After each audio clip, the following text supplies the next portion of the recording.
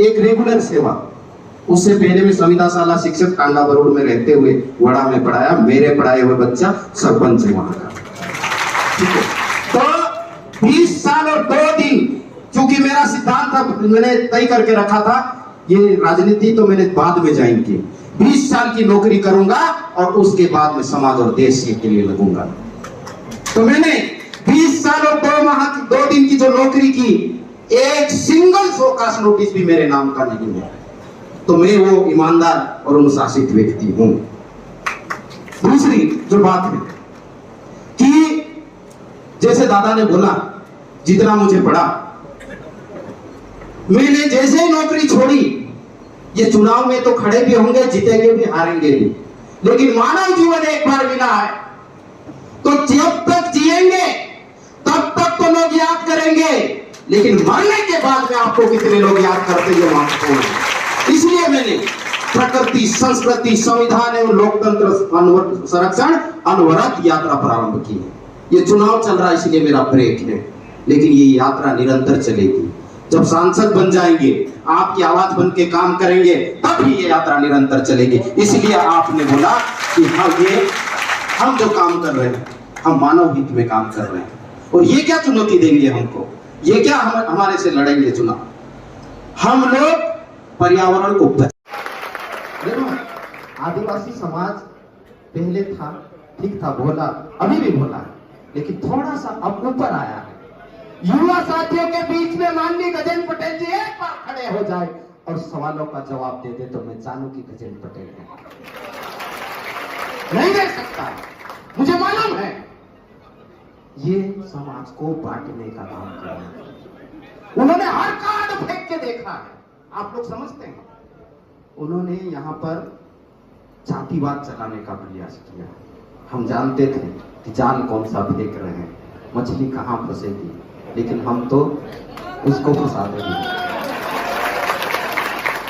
आदिवासी भैया, आदिवासी समाज में भील हो, बारेला हो, पटिया हो, बारेला हो, गोंड हो, कोरकू हो, कामित हो, वसावा हो, जो 700 से अधिक समूह है इस देश में, सबके लिए भारत देश के संविधान में एक समान अधिकार लिखा हुआ है। एक समान। भील के लिए अलग, भीलाना के लिए, बारेला के लिए, पटिया के लिए, गोंड के लिए, कोरकू के लिए अलग, ऐसा नहीं है, लेकिन फिर भी ये बांटने का प्रयास करते हैं। तो दूसरा, आदिवासी के समाज का दर्शन, अध्यात्म, पूजा पद्धति, जीने का तरीका, रहन सहन पूरी दुनिया का एक जैसा है। ये क्या बांटेंगे?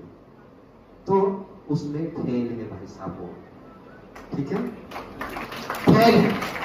दूसरी बात मैं कहना चाहूंगा, लंबी बात नहीं करूंगा, कि माननीय गजेंद्र पटेल जी, क्योंकि मैं पढ़ा लिखा व्यक्ति हूं, जानता हूं किसका कितना सम्मान है।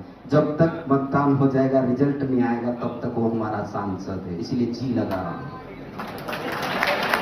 निवाली में, भंगिया हाट में हमारा सामना हो गया, वीडियो सबके सामने आया भैया, आप लोगों ने देखा। ठीक है, लोकतंत्र में जनता ने आपको चुना, लेकिन इतना घमंड कि पान चबाए भाई साहब, क्या बात है, चश्मा लगाए हुए भाई साहब, और जो गुमान बोलते ना, हम तो 400 से ज्यादा सीट जीत रहे हैं, मोदी जी चुनाव लड़ रहे हैं। अरे तेरे में हिम्मत है तो पोरलाल खड़ते और उसके कार्यकर्ता के सामने गजेंद्र पटेल लड़के दिखाए। तुम्हारे में हिम्मत नहीं है तो दूसरे को आगे करते हो।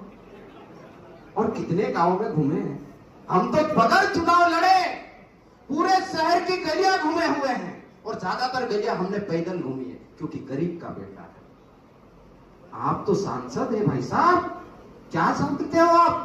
सांसद क्या चीज होती है आपको पता नहीं है शायद, इसलिए आप गांव गांव नहीं जा पाए, गली गली नहीं जा पाए, लोगों की बात नहीं सुन पाए। और सदन में कितने क्वेश्चन आपने इस क्षेत्र के लिए उठाए, ये भी हिसाब हमारे पास है, और ये भी हिसाब इस लोकसभा क्षेत्र की जनता आपसे मांगेगी।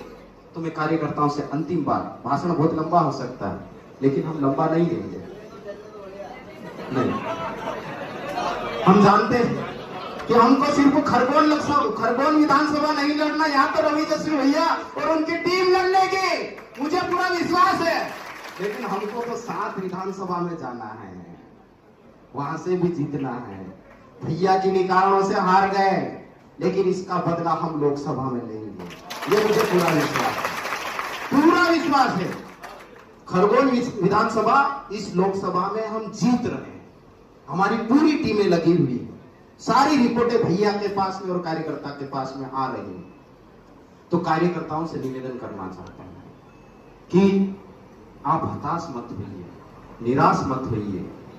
ये एक बेटे को आपने आगे किया है, 24 घंटे के लिए आपके लिए हाजिर जवाब है।